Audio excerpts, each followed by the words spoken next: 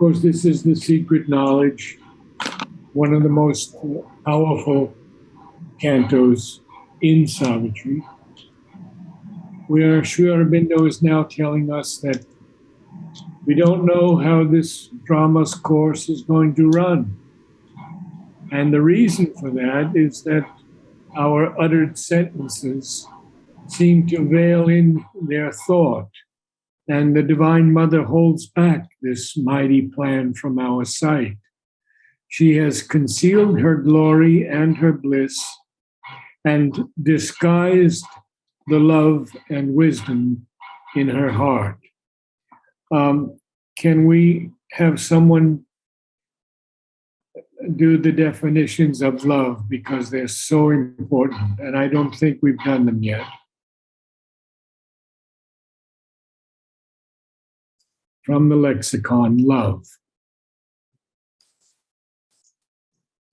Love. Love is in its nature the desire to give oneself to others and to receive others in exchange. It is the occurrence, it is a commerce between being and being, the life divine.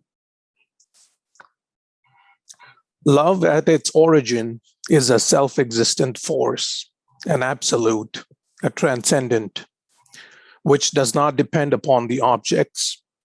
It depends only on itself or only on the divine, for it is a self-existent power of the divine. Letters on Yoga. Now we have this interesting statement where he says it's a commerce between being and being. I don't believe that's the definition of commerce that we usually use. It's more a connection between being and being. So please carry on, Nisha. Love is the crown of all being and its way of fulfillment, that by which it rises to all intensity and all fullness and the ecstasy of utter self-finding. The synthesis of yoga. Love in its depths is a contact of the divine possibility or reality in oneself with the divine possibility or reality in the loved. Letters on Yoga. Love is the power and the passion of the divine self-delight, and without love, we may get the rapt peace of its infinity, the absorbed silence of the Ananda, but not its absolute depth of richness and fullness. Love leads us from the suffering of division into the bliss of perfect union, but without losing that joy of the act of union, which is the soul's greatest discovery, and for which the life of the cosmos is a long preparation. Therefore, to approach God by love is to prepare oneself for the greatest possible spiritual fulfillment. The synthesis of yoga. Well, here Sri Aurobindo does give us the clue that the opening of the psychic being is the best way to prepare oneself, approaching God by love. And that would be the greatest possible spiritual fulfillment. But next, in the synthesis of yoga, he tells us something else. Love is the crown? Love is the crown of knowledge, for love is the delight of union, and unity must be conscious of joy of union to find all the riches of its own delight. Perfect knowledge indeed leads to perfect love. Integral knowledge to a rounded and multitudinous richness of love. The synthesis of yoga. So here Sri Aurobindo does tell us that knowledge is important, but love is the crown of knowledge, and it's the delight of union. And this unity must be conscious of this joy of union so it can find all these riches of its own delight. And then he says perfect knowledge indeed leads to perfect love, an integral knowledge to a rounded and multitudinous richness of love. And now this one of the most powerful statements by Mother. The Mother. Consciousness is indeed the creatrix of the universe, but love is its savior. On education. MCW Volume 12. And one last one. Love is, in its essence, the joy of identity. It finds its ultimate expression in the bliss of union. On education. MCW Volume 12. So we will continue now, where we've just revealed that the Divine Mother has concealed her glory and her bliss. She has disguised the love and wisdom in her heart.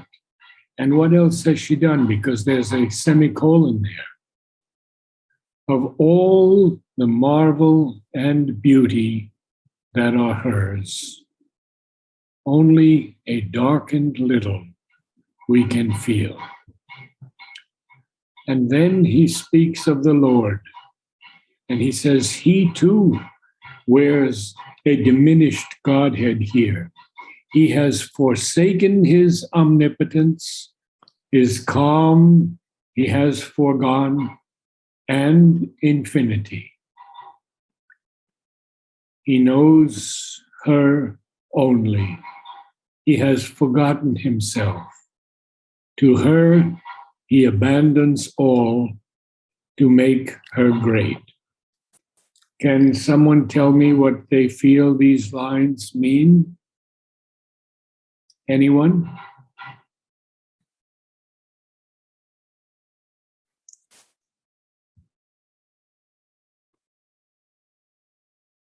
Does it mean the Purusha or the Godhead has allowed Prakriti to take over everything?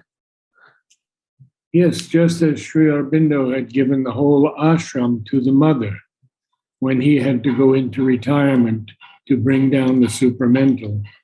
So the Purusha allows Prakriti all that she wants to create. He even forsakes his omnipotence. He even wears a diminished Godhead here. And his calm he has foregone, and infinity. To forego something is to abstain from, to go without something, to deny something, let it go or pass. He knows her only. He has forgotten himself. To her, he abandons all to make her great. Now comes this very important passage. He hopes in her to find himself anew, incarnate, wedding his infinity's peace to her creative passion's ecstasy. Incarnate, of course, is the one embodied in the flesh, the divine. And so he's divine. He hopes still to find himself anew in her. He abandons everything to make her great. He even weds his infinity's peace to her creative passion's ecstasy. And then to make us understand why this happens, he leaves to her the cosmic management and watches all, the witness of her scene. Sri Aurobindo left everything to the mother.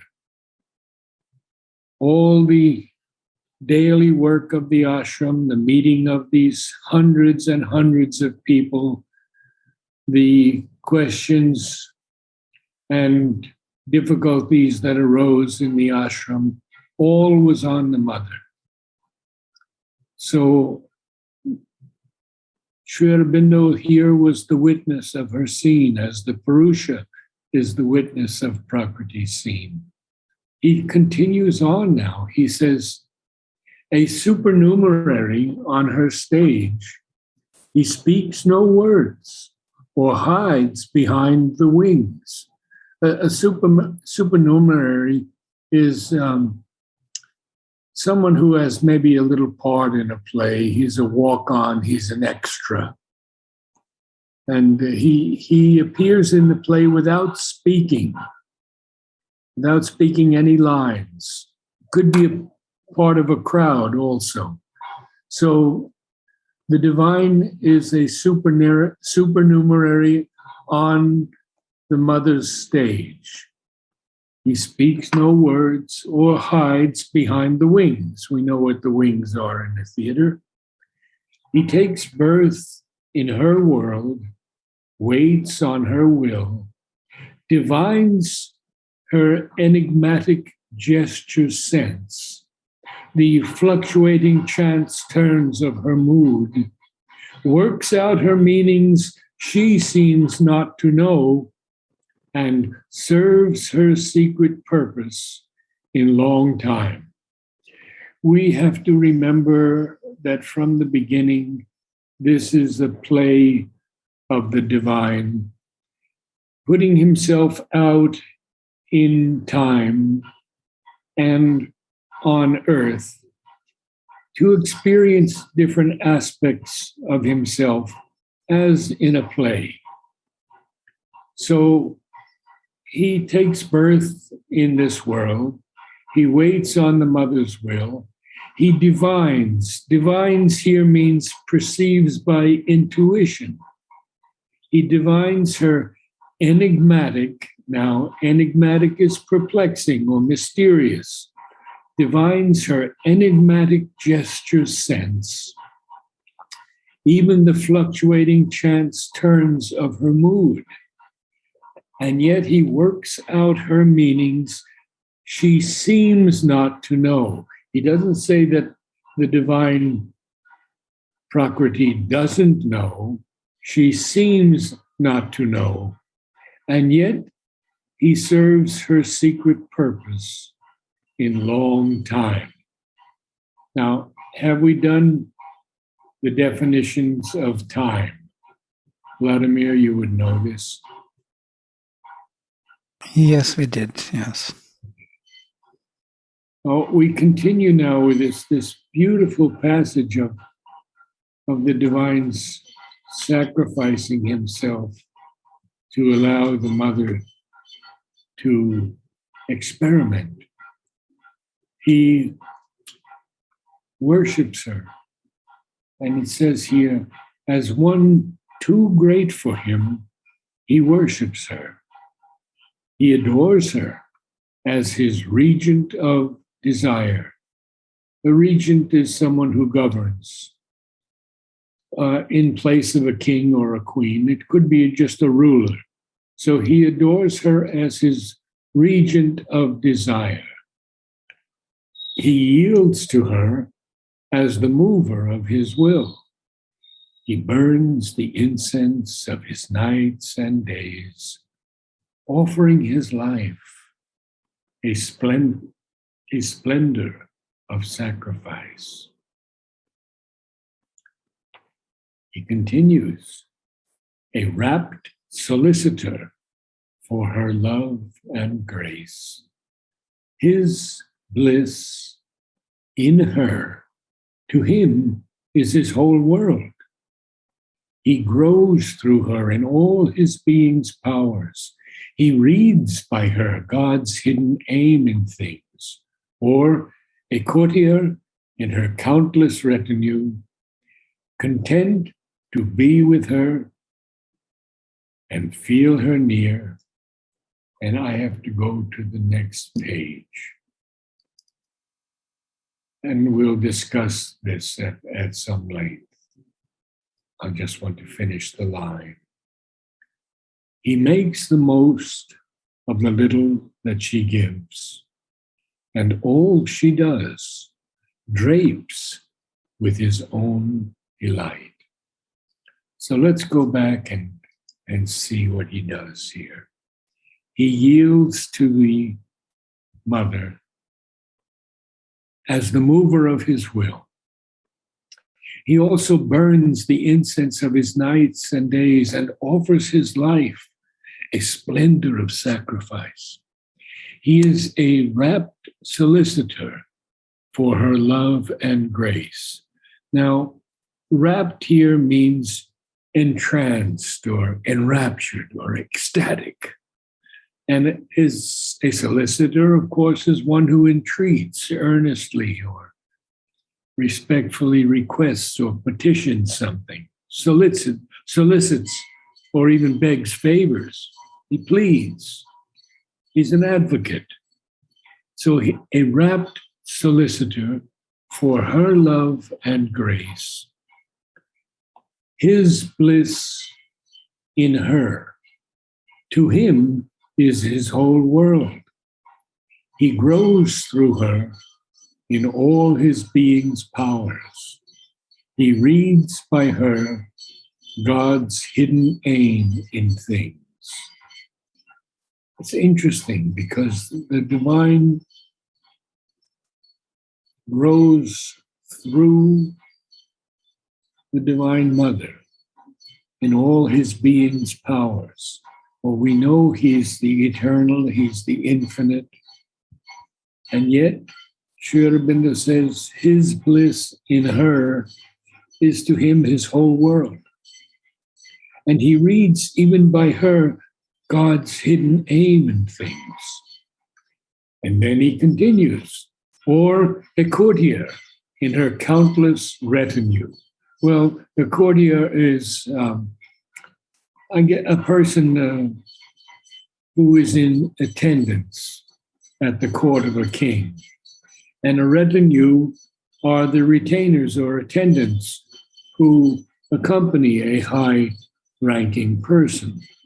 So, or a courtier in her countless retinue, content to be with her and feel her near, he makes the most of the little that she gives. And all she does drapes with his own delight. Drapes is a little challenging here. He covers everything that she does with his own delight.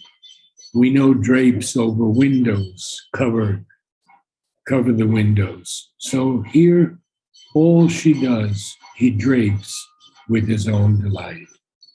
Now, Sri Aurobindo is not finished. He has a long way to go. A glance can make his whole day wonderful. A word from her lips with happiness wings the hours.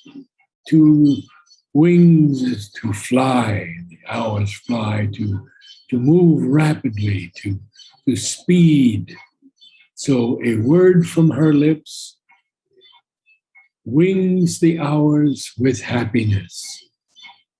He leans on her for all he does and is. He builds on her largesses his proud, fortunate days. A largesse is a bestowal of gifts or favors, and trails his peacock plumaged joy of life, and suns in the glory of her passing smile. In 1,000 ways, he serves her royal needs.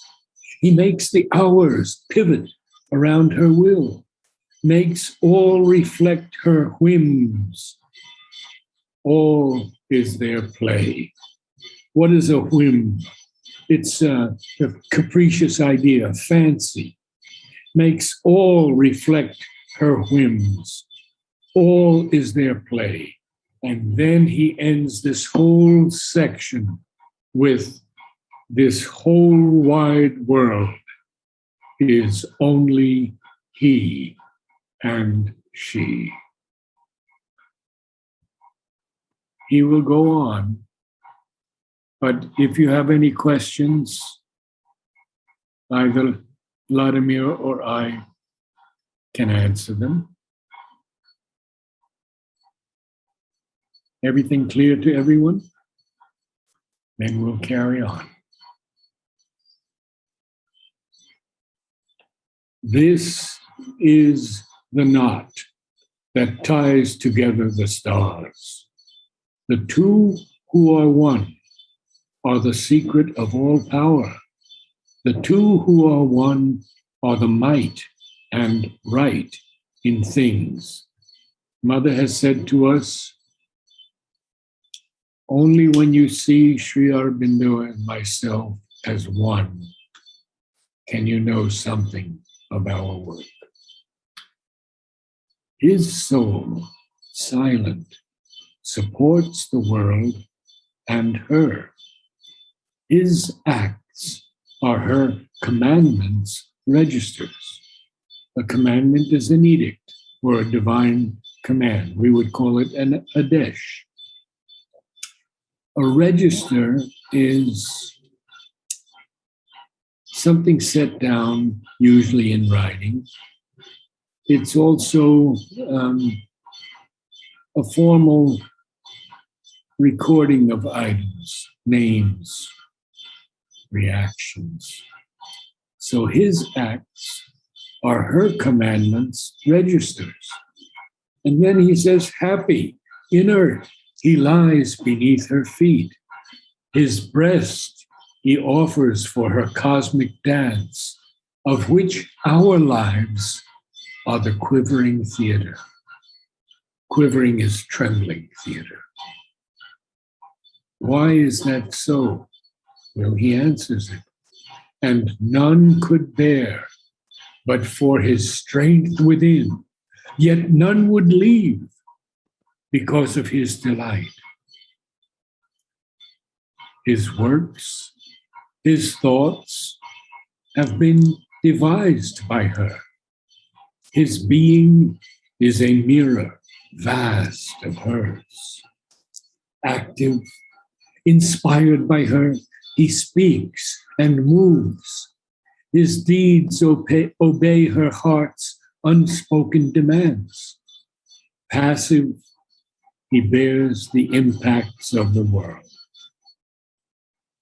As if her touches shaping his soul and life. His journey through the days is her sun march. He runs upon her roads. Hers is his course. A witness and student of her joy and dole. Dole is grief or sorrow or distress. A partner in her evil and her good. He has consented to her passionate ways. He is driven by her sweet and dreadful force. Dreadful, very powerful here. Even the words that he is a partner in her evil and her good. We cannot understand evil in the way we humans normally would translate the word. Because everything is the divine, why shouldn't evil be also an aspect of the divine?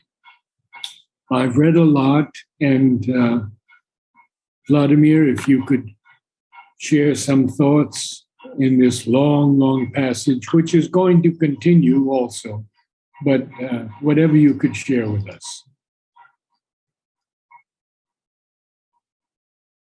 Well, whether about evil and good, yes, these are relative terms for the as consequences for some actions and activities, but truly everything can be seen as evil or good from whatever point of view you're looking at. I think that he consented to do anything, everything, whatever she will do, even disastrous things and the end of the world and the crush and the, that's what he writes. And then later in the Book of Fate, yes, that's the play. Mm-hmm. Yes. Yeah, so beautiful. Very beautiful. And we have not seen this before, actually, in that way, in any other writings of any of the saints or the great scholars. So this concept of Sri Aurobindo and the Mother, Purusha Prakriti, the divine and his Shakti, is something very, very new here. He is driven by her sweet and dreadful force. His sanctioning name initials all her works. His silence is his signature to her deeds.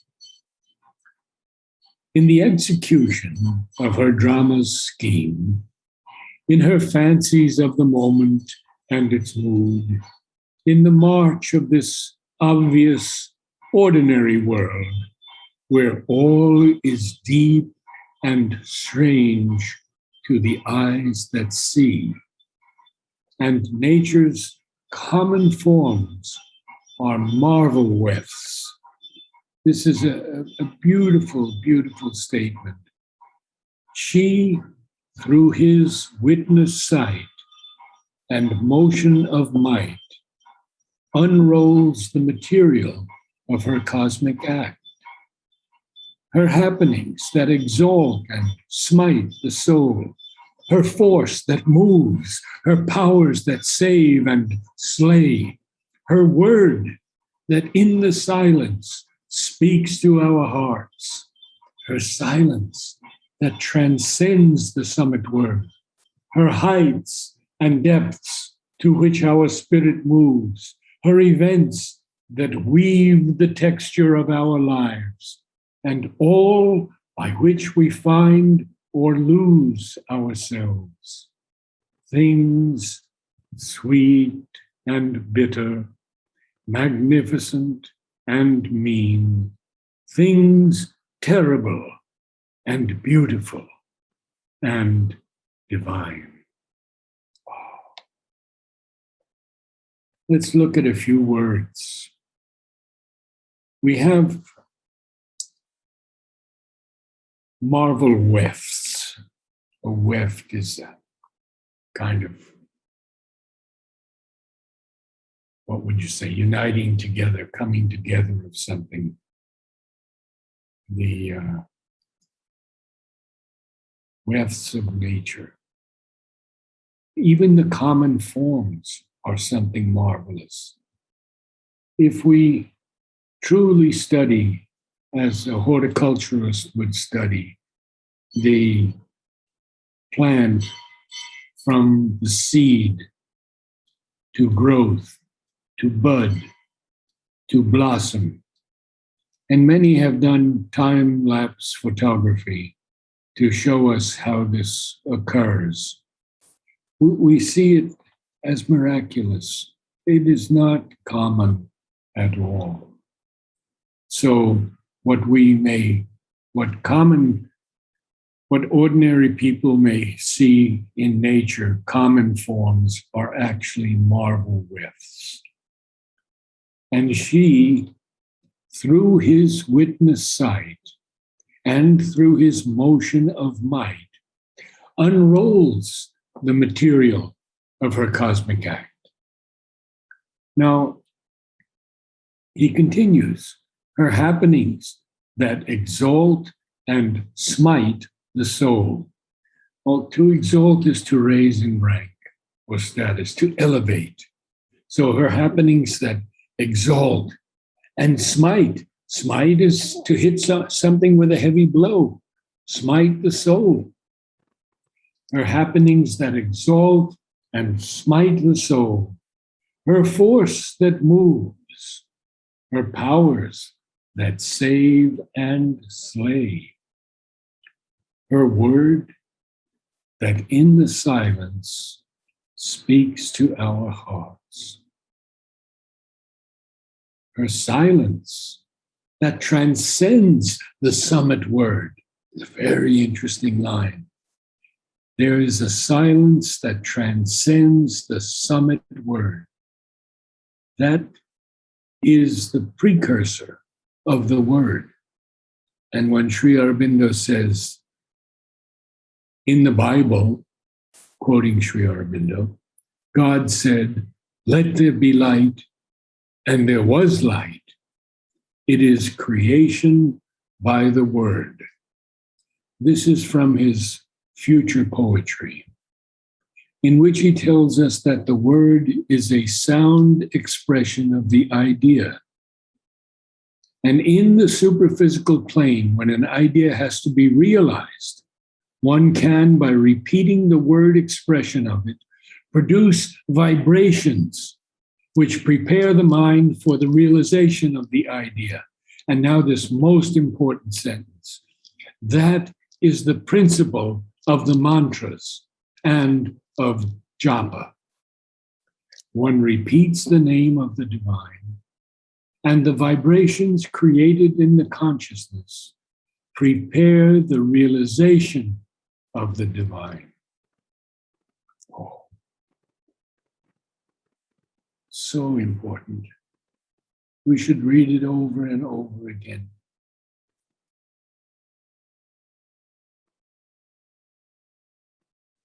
Her silence that transcends the summit word, her heights and depths to which our spirit moves, her events that weave the texture of our lives, and all by which we find or lose ourselves.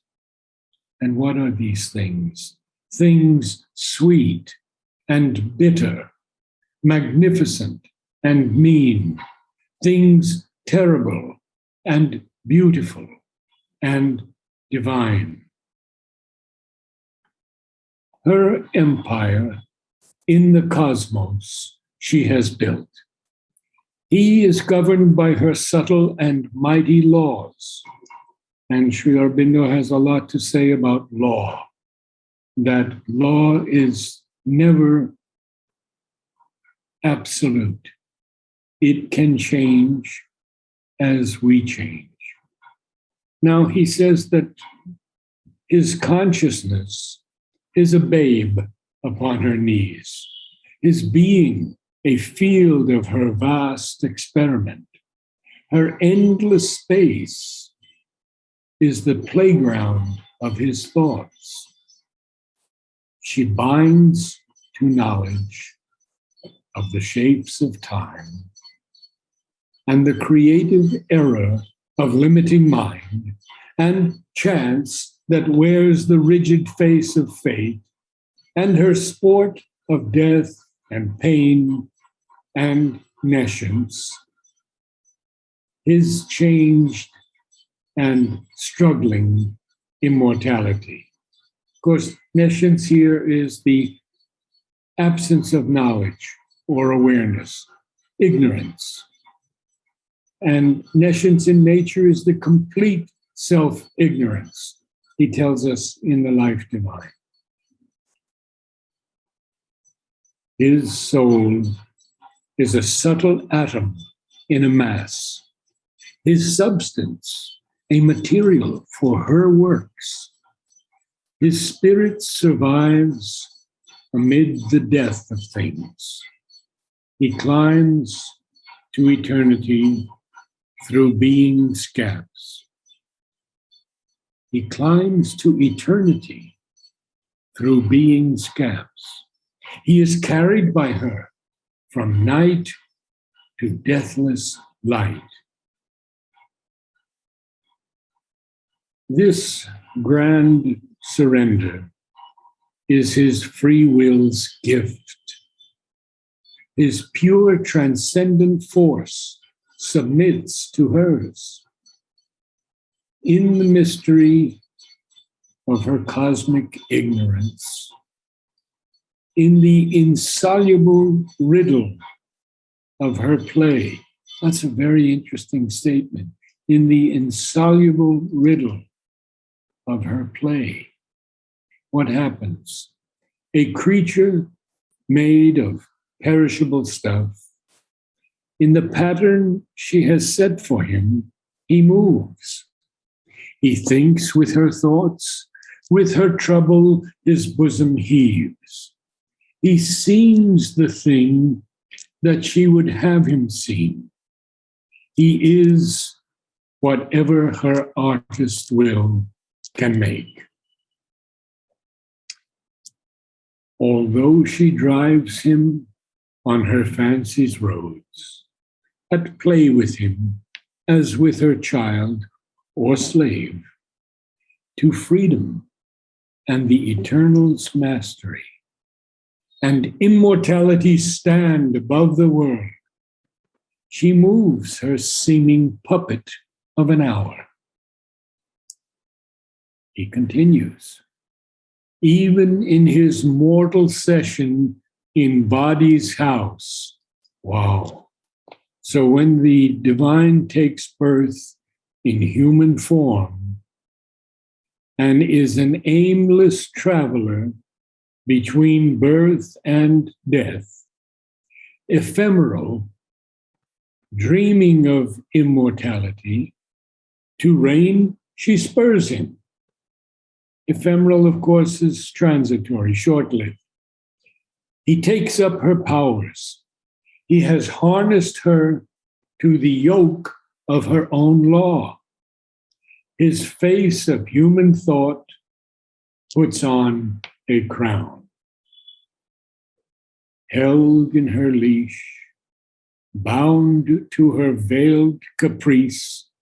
The caprice, of course, is a sudden change, a whim or a fancy. We discussed that. He studies her ways. If so, he may prevail, even for an hour, and she work out his will. So the Divine Mother is actually working out the will of the divine, even though he has given himself totally to her to experiment, to reveal, to create in evil and pain and truth and beauty, even for an hour. He studies her ways. If so, he may prevail, even for an hour, and she work out his will. Semicolon. He makes of her his moment passion's serf. Of course, a serf is a slave. Originally, a serf was one of the lowest classes, and he was always attached to a land and had to perform labor to finally get his legal rights. So a serf is one in bondage or servitude. He makes of her his moment passion's serf. To obey, she feigns. She feigns is fabricates. She represents fictitiously or puts on an appearance of this. A little bit deceptive, making believe. So to obey, she feigns. She follows her creature's lead. For him she was made, lives only for his use. But conquering her, then is he most her slave. He is her dependent. All his means are hers. Nothing without her he can. She rules him still. At last, He wakes to a memory of self. He sees within the face of deity. The Godhead breaks out through the human mold. Her highest heights she unmasks and is his mate. I think we've pretty much used up our 45 minutes, and there is still more to go. And this is so beautiful. Perhaps we could read Godhead next time and Self if we've not read them before. Can you close for us, Vladimir, with some words? Well, I think it's self-fulfilling. I'm totally taken by the text. Thank you for reading this. Beautiful. Thank you. And namaste all. Namaste. Namaste.